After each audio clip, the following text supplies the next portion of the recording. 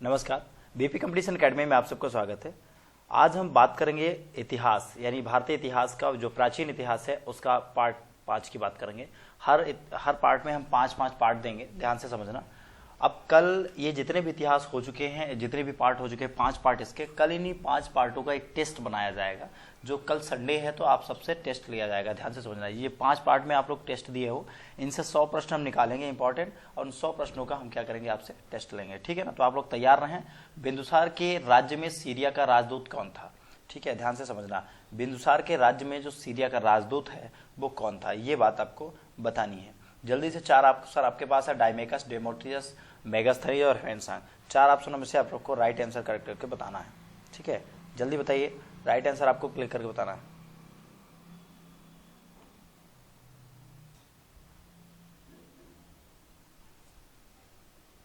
बिल्कुल आपने सही आंसर दिया, ए ऑप्शन सही है, ठीक है। डायमेकस, डायमेकस जो है, डायमेकस ध्यान से समझना, सीरिया के राजा जो थे एंटियोकस प्रथम ने डायमेकस नामक राजदूत को क्या किया था, बिंदुसार के दरबार में भेजा था, ठीक है। चलिए अगले प्रश्न पे चलते हैं। अगला प्रश्न हमारा आपकी स्क्रीन पे ये रहा, 62 नंबर।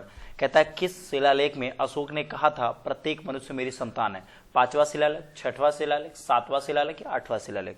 4 ऑप्शनों में से आपको राइट आंसर करेक्ट करके बताना है। ध्यान से समझना, पूरे जितने भी टेस्ट हो रहे हैं, 5 टेस्ट हो गए हैं, और क्लासेस भी शाम को चलती है। 4 बजे से एनवायरमेंट की क्लास चलती है, मंडे से 3 बजे से आपको बाल विकास की क्लासेस चलेंगी, ठीक है ना।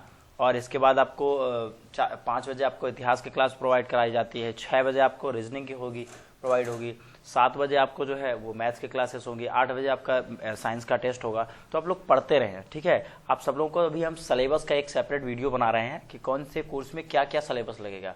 तो आप लोग उस सिलेबस को ध्यान से समझ लें, पढ़ लें, और इसके बाद जो है कल सिलेबस की वीडियो आ जाएगी, आप सबको बता देंगे, ठीक है।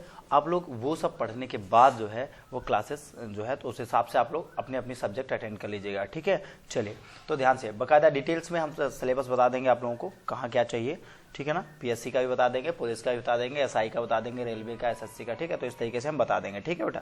चलो तो इस तरीके से बात ये थी कि यहाँ पे जो राइट आंसर होगा वो ऑप्शन नंबर ए जो है राइट आंसर होगा 5वें अभिलेख में, ठीक है ना। 5वें शिलालेख में अशोक ने ये कहा था कि प्रत्येक मनुष्य जो है वो मेरी क्या है, संतान है, ठीक है।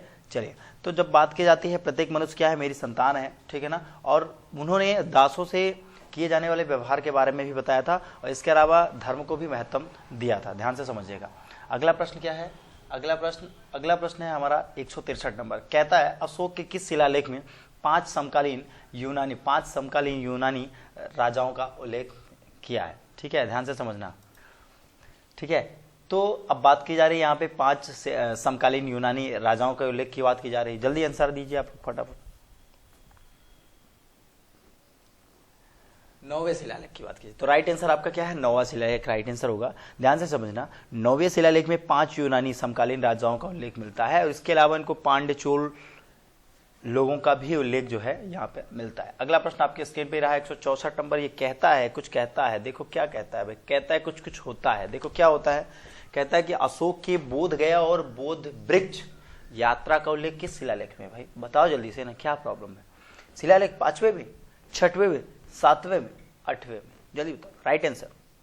5वां तो होगा नहीं, पीछे पढ़ के आए। अशोक के बोध गया और वट वृक्ष, वाह, बौद्ध वृक्ष, बिल्कुल राइट आंसर आपका क्या होगा, B, option number D right answer होगा। 8वें शिलालेख, ध्यान से समझना, 8वां शिलालेख राइट आंसर होगा। इसके बाद अगला प्रश्न आपकी स्क्रीन पे ये रहा। ये कहता है अशोक के बौद्ध धर्म अपनाने का उल्लेख किसमें है, भाब्रो में है, कलिंग शिलालेख में है, तराई शिलालेख में, या बराबर गुफा अभिलेख में। 4 ऑप्शनों में से आपको राइट आंसर करेक्ट करके बताना है, जल्दी बताइए। बिल्कुल right answer option number A right answer है, भाब्रो शिलालेख। ध्यान से समझना, भाब्रो शिलालेख में धम्म नीति के बारे में भी वर्णन किया गया है, ठीक है। अगला प्रश्न आपके स्क्रीन पे ये है 166 नंबर प्रश्न। ये कहता है मंदिर बनाने की पंचायतन कला का प्रथम नमूना है, ठीक है, प्रथम नमूना है, क्या है प्रथम नमूना है, दशावतार मंदिर देवगढ़, पठारी मंदिर, शत्रुघ्नेश्वर मंदिर, भुवनेश्वर मंदिर, या फिर लक्ष्मण मंदिर सिरपुर। 4 ऑप्शन में से आपको राइट करके बताना है, ठीक है। जल्दी बताइए आप लोग 4 ऑप्शन में से सही आंसर।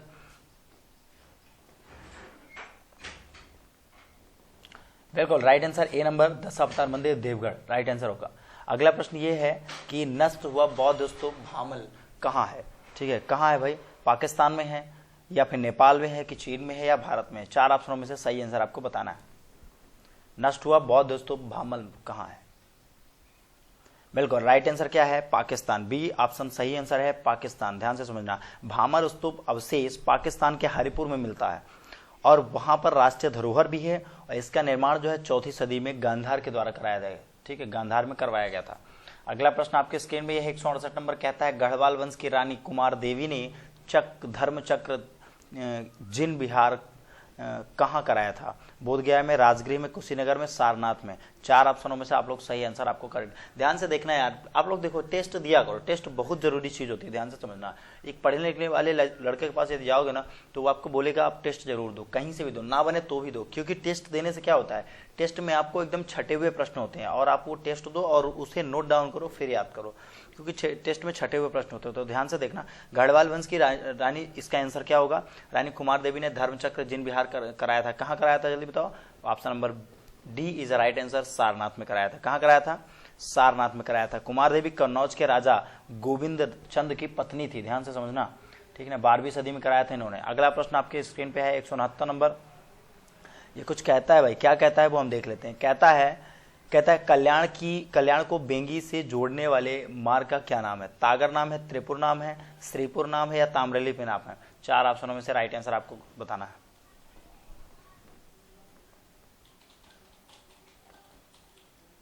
बिल्कुल राइट आंसर क्या है? Option number A right answer है, तंगर।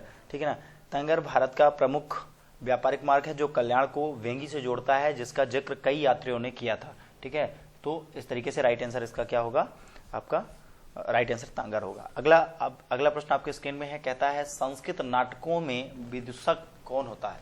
ब्राह्मण होता है, क्षत्रिय होता है, वैश्य होता है या फिर शूद्र होता है? 4 ऑप्शनों में से आपको राइट आंसर बताना है, ध्यान से समझना। ठीक है, देखो भाई, जब संस्कृत नाटकों की बात आ जाए तो जाहिर सी बात क्या होगा? ऑप्शन नंबर ए जो है ब्राह्मण राइट आंसर होगा। ठीक है, ध्यान से समझना। संस्कृत नाटक में क्योंकि हास्य पात्र होता है, विदूषक एक हास्य का पात्र होता है जो जाति से ब्राह्मण होता है, वह नाटक में नाट्य माना जाता है और उसका जो विश्वास है वो नाटक का नायक का होता है। समझ रहे हो ना। अगला प्रश्न आपके स्क्रीन पे ये रहा, क्या कहता है? अगला प्रश्न कहता है तोरमाण। अगला कहता है तोरमाण किस जाति का राजा था? हूण का था, कुषाण का था, शक का था, यवन का था? 4 ऑप्शनों में से आपको सही आंसर आपको करेक्ट करके बताना है। देखिए, तोरमाण हूणों का राजा था जिसने लगभग 500 ईस्वी में मालवा पर आक्रमण किया। कहां पर किया था? मालवा पर आक्रमण किया था। उसने अफगानिस्तान तक राज्य विस्तार किया। कहां गया? अफगानिस्तान तक राज्य विस्तार किया। उसका पुत्र मिहिरकुल था जो हूणों का राजा था और कट्टर सैफ भक्त था। ठीक है, ध्यान से समझना, क्या था? कट्टर सैफ भक्त था। मिहिरकुल को यशोवर्धन क्या बोलते हैं? मिहिरकुल को यशोवर्मन ने हराकर हूणों के साम्राज्य का अंत कर दिया था। ठीक है, तो इस तरीके से आपका राइट आंसर क्या बनेगा? ऑप्शन नंबर ए, हूण। ठीक है, अगले प्रश्न पे चलते हैं। अगला प्रश्न आपके सामने स्क्रीन में है, क्या कहता है? एलोरा की गुफाएं किस धर्म से हैं? एलोरा की जो गुफाएं किस धर्म से है? जैन धर्म से, बौद्ध धर्म से, हिंदू धर्म से, बौद्ध जैन या बौद्ध हिंदू धर्म से? 4 ऑप्शन में से सही आंसर आपको बताना है। बिल्कुल राइट आंसर क्या होगा? ऑप्शन नंबर डी जो है राइट आंसर होगा, हिंदू, जैन और बौद्ध तीनों धर्मों से है। ध्यान से समझना, एलोरा महाराष्ट्र के औरंगाबाद में है। ठीक है, यह राष्ट्रकूट राजाओं ने बनवाया था। किसने बनवाया था? यह राष्ट्रकूट बाहर। ठीक है, यह राष्ट्रकूट राजाओं ने बनवाया था। किसने बनवाया था? राष्ट्रकूट राजाओं ने बनवाया था। यहाँ 34 गुफाएं हैं जिनमें 12 बौद्ध हैं और 17 हिंदू हैं और 5 जैन धर्म से संबंधित है।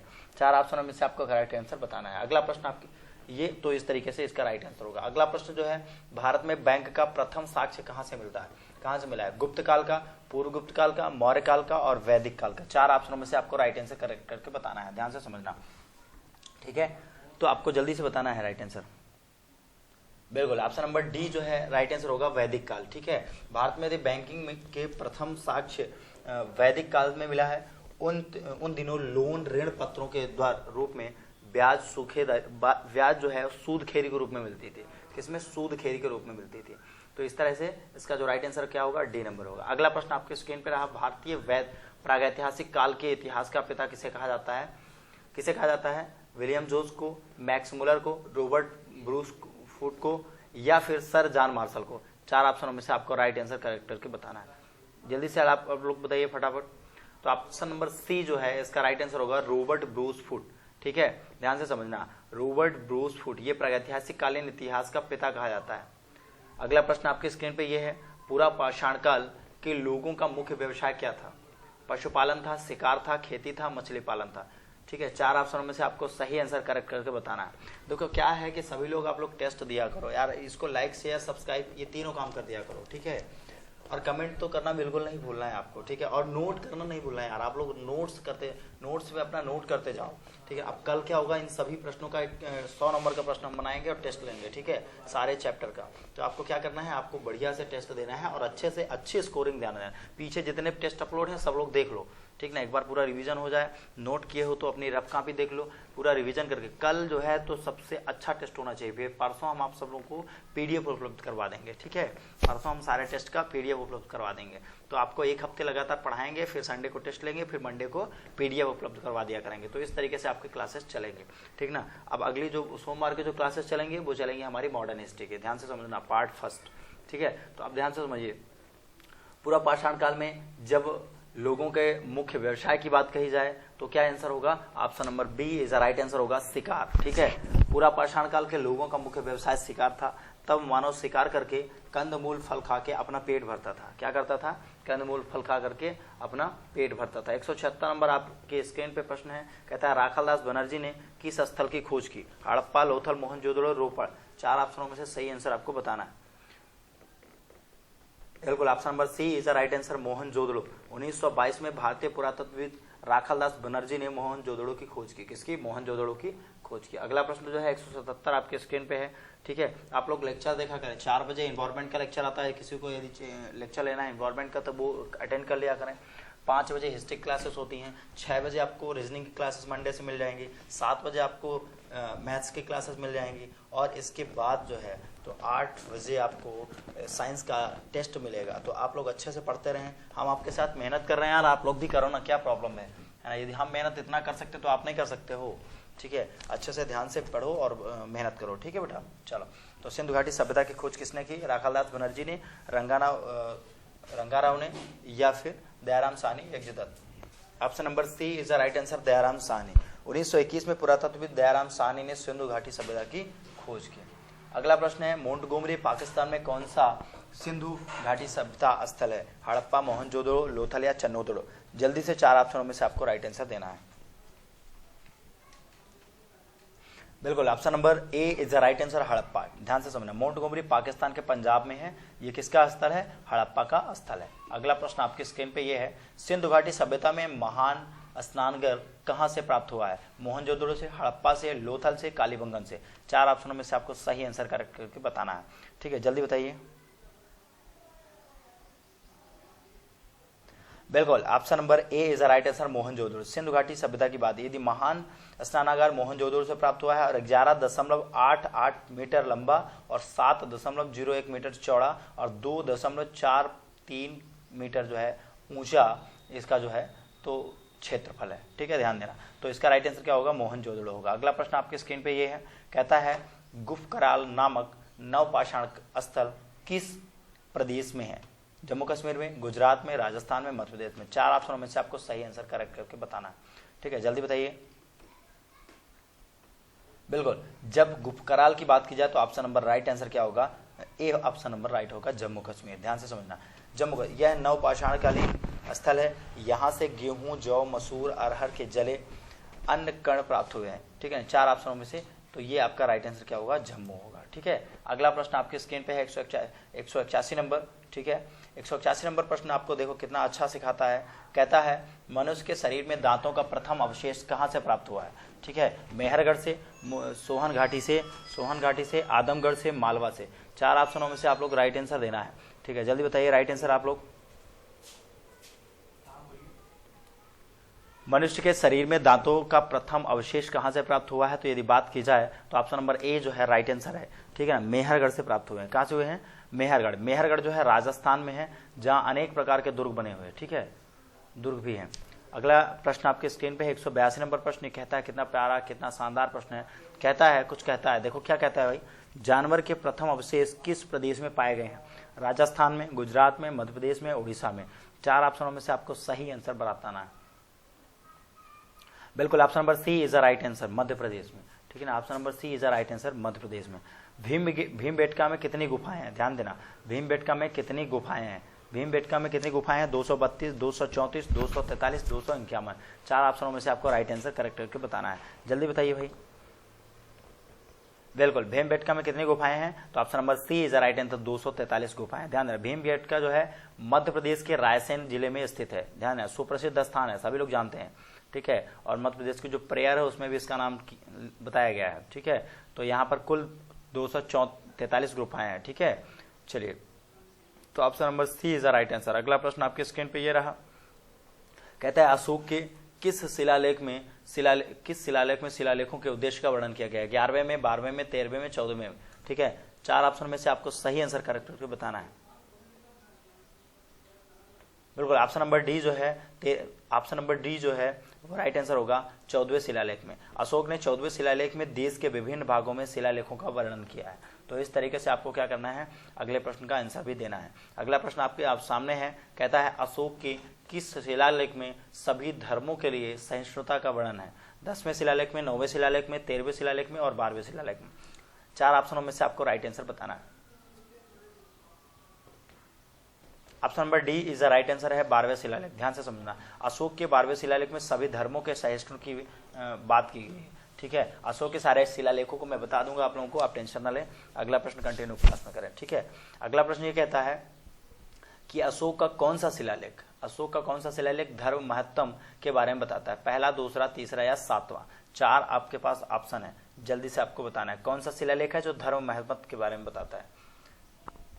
बिल्कुल ऑप्शन नंबर डी, सातवां शिलालेख राइट आंसर होगा, क्योंकि अशोक के 7वें शिलालेख में धर्म महत्तम की वर्णन किया गया है और इसमें धम्म यात्राओं का भी वर्णन किया गया है, जिसमें गरीब, ब्राह्मण और श्रमणों को दान दिया जाता था, ठीक है। चलिए, अगला प्रश्न आपके स्क्रीन पे ये है, 187 नंबर प्रश्न है, कहता है अशोक के किस शिलालेख में उन जानवरों और पक्षियों की सूची दी गई है जिनका संरक्षण करना था, 5वां शिलालेख, 11वां शिलालेख, 13वां शिलालेख, 10वां शिलालेख। चार ऑप्शनों में से राइट आंसर आपको देना है, ठीक है। ध्यान से समझना, तो इसका जो राइट आंसर होगा वो कौन सा होगा, 5वां शिलालेख। कौन सा शिलालेख होगा, 5वां शिलालेख होगा, ठीक है। अशोक के 5वें शिलालेख में जानवरों और पक्षियों के संरक्षण के बारे में वर्णन किया गया है। यह अशोक द्वारा 25 कैदियों के छोड़े जाने का भी वर्णन इसी में किया गया है, 5वें अभिलेख में, ठीक है। चलिए, अगला प्रश्न जो है आपके स्क्रीन पे ये है, 188 नंबर प्रश्न है। श्रीलंका के पुस्तक महावंश के अनुसार किसने अशोक को बौद्ध धर्म अपनाने के लिए प्रेरित किया था, मोगलपुत्तिस ने, तिब्रा ने, कबरुकी ने, नेग्रोध ने। चार ऑप्शनों में से आपको सही आंसर करेक्ट करके बताना है। ध्यान देना, कल सभी प्रश्नों का टेस्ट होगा, तो आप लोग सभी लोग बिल्कुल मैराथन टेस्ट में रहें, फुल स्पीड में टेस्ट होगा, तो आप लोग भी उसमें भाग लें, ठीक है। तो इसका जो राइट आंसर होगा वो क्या होगा, राइट आंसर इसका आपका होगा डी नंबर, नेग्रोध, ठीक है। श्रीलंका की पुस्तक महावंश के अनुसार अशोक को नेग्रोध नामक भिक्षु ने बौद्ध धर्म अपनाने के लिए क्या किया था, प्रेरित किया था। क्या किया था, प्रेरित किया था, ठीक है। अगला प्रश्न आपके स्क्रीन पे ये है, 189 नंबर प्रश्न है। ये कहता है अशोक के किस शिलालेख में अशोक नाम का जिक्र मिला है, भाब्रू में, मास्की में, जूनागढ़ में या फिर इनमें से कोई नहीं। चार ऑप्शनों में से सही आंसर आपको बताना है। ऑप्शन नंबर बी जो है वो राइट आंसर होगा, बिल्कुल मास्की, ठीक है। मास्की शिलालेख में अशोक नाम का जिक्र मिला है, ठीक है। 190 नंबर प्रश्न आपकी स्क्रीन पे, 190 नंबर प्रश्न आपकी स्क्रीन पे ये रहा, कहता है किस ग्रीक राजा ने चंद्रगुप्त मौर्य के दरबार में मेगास्थनीज को राजदूत नियुक्त किया था, अलेक्जेंडर ने, सेल्यूकस निकेटर ने, डेमेट्रियस ने या फिर मिनांडर ने। चार ऑप्शनों में से आपको राइट आंसर करेक्ट करके बताना है, जल्दी से, ठीक है ना। तो सेल्यूकस निकेटर जो है option number B right answer होगा।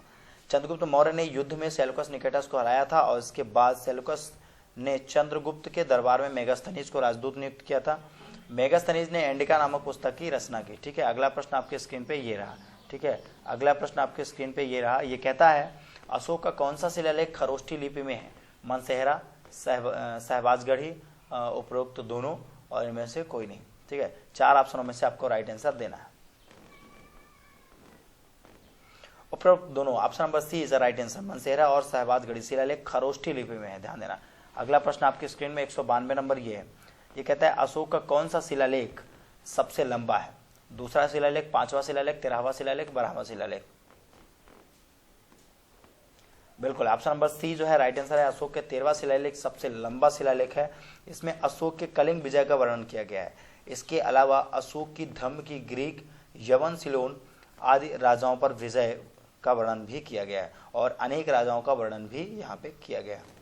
अशोक का अगला प्रश्न क्या है? अगला प्रश्न ये है कि अशोक का, ये हो गया आपका अगला 193 प्रश्न हुआ क्या आप लोगों का?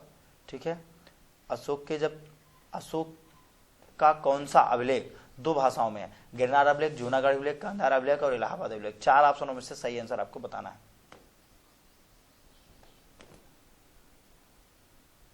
बिल्कुल राइट ऑप्शन आपका सी ऑप्शन राइट आंसर होगा। अशोक का गांधार अभिलेख जो है 2 भाषाओं में है। यह ग्रीक और अमेनिक भाषा है।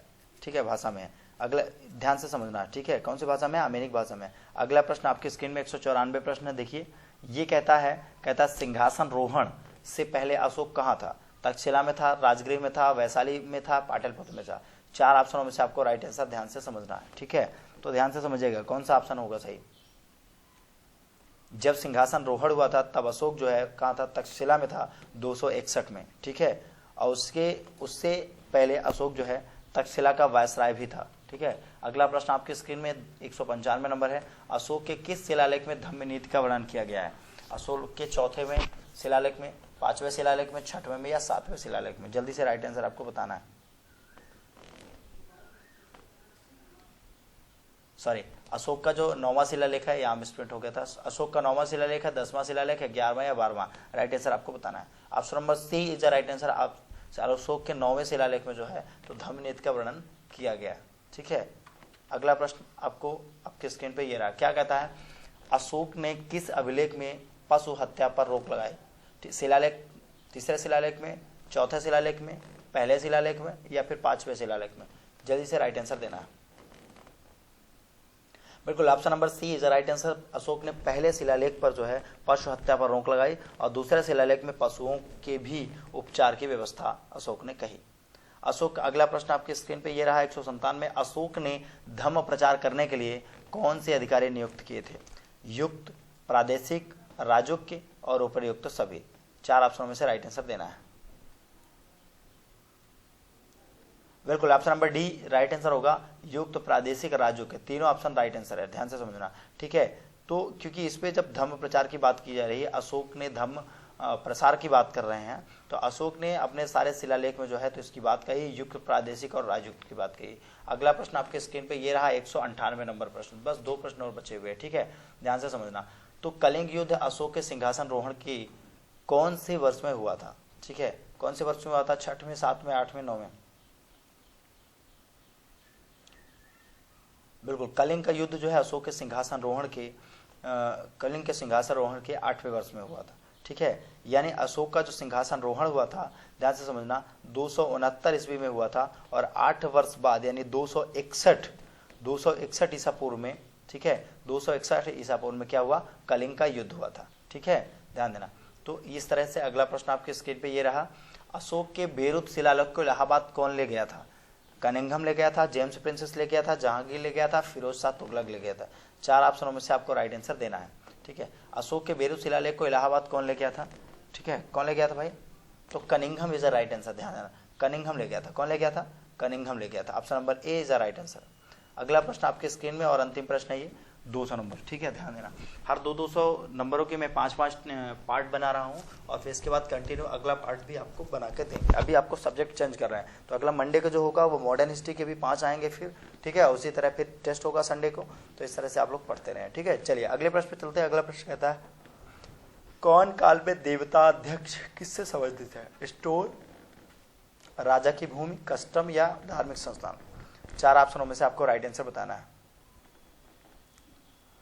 Option number D is right answer, धार्मिक संस्थान। ठीक है, मौर्य काल में धार्मिक संस्थानों की देखभाल के लिए देवताध्यक्ष होता था। ठीक है, आप लोग अच्छे से पढ़ो, बढ़िया से पढ़ाई करो और आप लोग जो है तो इसको जो है तो शेयर भी कर दिया करो, सब्सक्राइब वगैरह भी कर दिया करो, लाइक कर दिया करो। यदि पसंद आए तो, नहीं आए तो मत किया करो, कोई इशू नहीं। ठीक है, तो अच्छे से क्या करना है, आपको पढ़ाई करना है। अपने साथ में अपने सभी साथियों को भी जोड़ो, ठीक है ना, जिससे वो क्या करें, अच्छे से पढ़ाई कर सकें। ठीक है, तो अच्छे से सभी लोग पढ़ाई करो। ठीक है ना, कोई इशू है तो आप कमेंट में भी बताओ और सभी लोग कमेंट में हम रहते हैं। ठीक है, ध्यान देना। ठीक है, हम सब देखते रहते हैं कौन क्या कर रहा है। तो सभी लोग ध्यान से पढ़ाई करो, ठीक है। चलो बहुत बहुत अच्छा, ठीक है, बहुत धन्यवाद।